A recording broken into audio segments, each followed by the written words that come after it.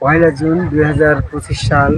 এই মুহূর্তে আমি আজকে আমার বাড়ির সংলগ্ন মাঠের সাথে একটা বিষয় বলতে চাচ্ছি। সেন্দাকারী সম্ভবগুরু রসুল এই চৌধুরী বোস জয়গুরু এই বিষয়ে করে অনেক কথা বলছে, কিন্তু এই শ্রেণীর মানুষের সংখ্যা কম। যেমন তুমি বলছো যে আমাদের অধিকাংশ লোকে এই চুলদারি মোসের বিরোধিতা করছে, জয়গুরুর বিরোধিতা করছে, আদম কবাই সিদ্ধার বিরোধিতা করছে।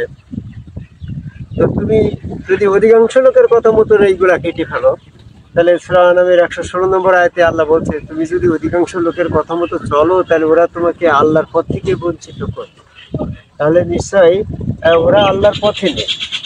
তুমি কম সংখ্যক লোক অধিকাংশ লোকের কথা এড়িয়ে চলছো, তুমি আল্লাহর পথে আছো। তুমি আল্লাহর পথে আছো তার প্রমাণ আল্লাহ পাকের দলিল প্রমাণের পরে তুমি দাঁড়িয়ে আছো।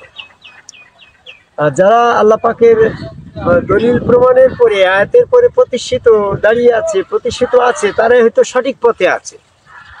আর যারা তাদের খেয়াল খুশি মতন এজমা কিয়াস ফতুয়া হাদিস এগুলা কখন আসছে, যখন তাদের সুবিধা মতন খেয়াল আসছে, সেই খেয়াল মোতাবেক তারা নিজ হাতে কিতাব রচনা করে ওটা আল্লাহর নামে চালিয়ে দেয়। সূরা বাকারার 79 নম্বর আয়াতে এদের সম্পর্কে আল্লাহ বলছে যারা নিজ হাতে কিতাব রচনা করে আল্লাহর নামে চালিয়ে দেয় তাদের জন্য দুর্ভোগ আছে। তাহলে যারা আল্লাহ পাকের প্রমাণের পরে প্রতিষ্ঠিত তারা কি তাদের সমান যারা নিজের খেয়াল খুশি মতন চলে? সূরা মুহাম্মদের 14 নম্বর আয়াত দেখো, 48 নম্বর সূরা মুহাম্মদ আয়াত নম্বর 14। এখানে আল্লাহ বলছে যারা আল্লাহ পাকের দলিল প্রমাণের পরে সনদের পরে আয়াতের পরে প্রতিষ্ঠিত আছে তাদের সমান কি ওরা হবে যারা এই যে তোমার তাদের নিজের খেয়াল খুশি মতন চলে এবং পাপ কর্মকে তারা নিজের সমান মনে করে? সুদ খাওয়াটা তারা ভালো মনে করে, ঘুষ খাওয়াটা ভালো মনে করে, জিনাটা তারা ভালো মনে করে, এরকম ভাবে মিথ্যা বলাটা তারা ভালো মনে করে, মানুষের সাথে হিংসা বিদ্বেষ এরকম অহংকার এগুলা তারা সমান মনে করে। এরা নিজের খেয়াল খুশি মতন এজমা কিয়াস ফতুয়া হাদিস নিয়ে চলাফেরা করে। আদম কবাই সেজদার কথা বলে তাদের গা জ্বলে যায়, গা জ্বলা পর্যন্ত।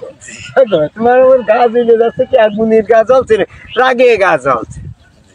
আদম কবাই সেজদার কথা বললে গা জ্বলে যায়, এরকম ভাবে বোস রাখার কথা বললে গা জ্বলে যায়, জয়গুরু বললে তাদের গা জ্বলে যায়। এই যে তারা নিজের খেয়াল খুশি মতো চলছে, এই যে একবারও চিন্তা করলো না যে মোষটা কোরআনের আল্লাহ পাক দিল, এটারে কাটার কথা বললো না, হারামের কথা বললো না, নবী এটারে হারাম করে না, তুমি মোষ রাখলি, কেউ যদি মোষ রাখি তোমার গা জ্বলে কেন? তাহলে নিশ্চয়ই পাপটাকে তুমি ভালো মনে করছো। আর আল্লাহ পাকের আয়াতটাকে, আল্লাহ পাকের কথাটাকে, আল্লাহ পাকের কোরআনের দলিলের পরে যারা প্রতিষ্ঠিত আছে তাদেরকে তুমি ঘৃণা করছো, তাই তো মাসুম কথাটা? তো আমি সেটা বলতে চাচ্ছি যে বর্তমান সমাজে দুইটা শ্রেণীর মানুষ আছে। এক শ্রেণীর মানুষ আল্লাহ পাকের কোরআনের আয়াতের পরে প্রতিষ্ঠিত, তারা সঠিক পথে আছে। যারা আয়াতের পরে প্রতিষ্ঠিত আছে কারা?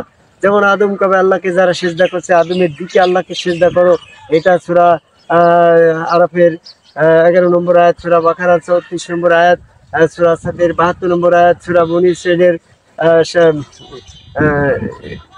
61 নম্বর আয়াত, এরকম ভাবে তোমার সূরা কাফির 50 নম্বর আয়াত, সূরা ইউসুফের 100 নম্বর আয়াত, অসংখ্য বেশ কিছু আয়াত এই আল্লাহ পাকের আদম কাবায় আল্লাহকে সিজদার যে দলিল আসছে এইটারে তারা অপছন্দ করছে।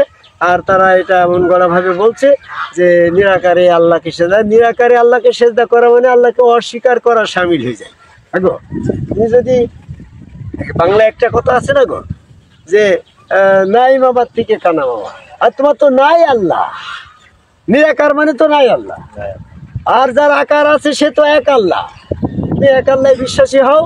নিরাকারে যারা আল্লাহ বিশ্বাস করছে তাদের রিসার্চ করলে আমি গবেষণা করে দেখেছি যে এরা প্রকৃতপক্ষে আল্লাহ অস্বীকার করে না। আল্লাহ যদি স্বীকার করতো তাহলে কোনো না কোনো জায়গায় আল্লাহকে আকৃতিগত ভাবে যাইয়ে তো স্বীকারটা করতে হবে কোথায়? হিসাব করে দেখতে গেলে যারা নিরাকার আল্লাহ বলছে তারা মূলতই আল্লাহ অস্বীকারী। যেমন পৃথিবীতে যখন পৃথিবীর সৃষ্টি হয়নি, আল্লাহ কোনো কিছু সৃষ্টি করিনি, তখন যদি আল্লাহ নিরাকার থাকে তো আল্লাহ তো তখন দেই, তখন যদি আল্লাহকে স্বীকার করতে হইতো তাহলে আল্লাহকে তো একটা আকার অবস্থানে তো যাই স্বীকার করতে হবে যে আল্লাহ তখন ছিল আল্লাহর তো সেই আল্লাহর আকারে যারা বিশ্বাসী নয় তারা আল্লাহ অস্বীকারী। আর যারা বলছে রসুলের হাত আল্লাহর হাত, রসুলের পর আল্লাহর পর, রসুল স্রোতের ভিতরে আল্লাহ, এটা দলিল আছে, কোরআন আছে, এরা সঠিক পথে আছে। এই জন্য সূরা মুহাম্মদের 14 নম্বর আয়াতের দৃষ্টি আকর্ষণ করে বলছি তাদের সমান কেউ নাই। তারাই যারা আল্লাহ পাকের দলিল প্রমাণের পরে প্রতিষ্ঠিত আছে। সূরা কাসাসের 88 নম্বর আয়াতে বলছে সমস্ত চেহারা ধ্বংস হবে, আল্লাহ চেহারা থাকবে সেদিন। তাহলে আল্লাহ চেহারায় যারা বিশ্বাসী নয় তারা যারা আল্লাহ চেহারায় বিশ্বাসী তার দলিল প্রমাণের পরে বিশ্বাসী। যারা আদম কবর সেজদা করছে তারা আল্লাহ পাকের দলিল আয়াতের পরে বিশ্বাসী হয়ে সেজদা করছে। যারা মোষ রাখছে তারা আল্লাহ পাকের দলিলের পরে প্রতিষ্ঠিত হয়ে বিশ্বাস করেই তো মোষ রাখছে। যারা এরকমভাবে জয়গুরু বলছে তারা আল্লাহ পাকের দলিল প্রমাণের পরেই তো জয়গুরু বলছে। যারা এরকমভাবে জন্মান্তরবাদী বিশ্বাস করছে তারা আল্লাহ পাকের দলিল প্রমাণের পরেই বিশ্বাস করছে। যারা বর্তমান সম্যক রসুল বলছে তারাও তো আল্লাহ পাকের দলিল প্রমাণের পরেই তো বিশ্বাস করে রসুল বলছে। যারা 5 ওয়াক্ত সালাত নিয়ে দড়ি বেড়াচ্ছে, মুক্তির পথ করছে, 5 ওয়াক্ত সালাতের তো কোনো দলিল নাই, তারা মন গড়া ভাবে ভিত্তিহীন ভাবে আজানের সাথে দড়ি দেয় কাতার পথ। আল্লাহ তো কোনো সময় বলে নাই, এরা তাদের খেয়াল খুশি। তাই সূরা মুহাম্মদের 14 নম্বর আয়াতে দৃষ্টি আকর্ষণ করে বলছি যারা আল্লাহ পাকের দলিল প্রমাণের পরে প্রতিষ্ঠিত আছে তাদের সমান কি ওই 5 ওয়াক্ত জুমা জামাতধারী মিথ্যা হাদিসের অনুসারীদের মতো খেয়াল খুশি চলা, এজমা কেস ফতুয়া হাজিদের হাদিস অনুসারে যারা চলছে, পাপকে শোধন করছে, তাদের সমান কি ওরা হবে? এজন্য আল্লাহ পাকের দলিল প্রমাণের পরে প্রতিষ্ঠিত হয়ে আদম কবাই সেজদাকারী একজন সমগ্র রসুলের কাছে বায়াত গ্রহণ করে সেখানে সেজদা ভক্তি দিয়ে সত্য সঠিক কোরআনের পথে এসে দলিল প্রমাণের পরে প্রতিষ্ঠিত হয়ে মুমিন হওয়ার আহ্বান করে আমার কথা শেষ করে জয় গুরু।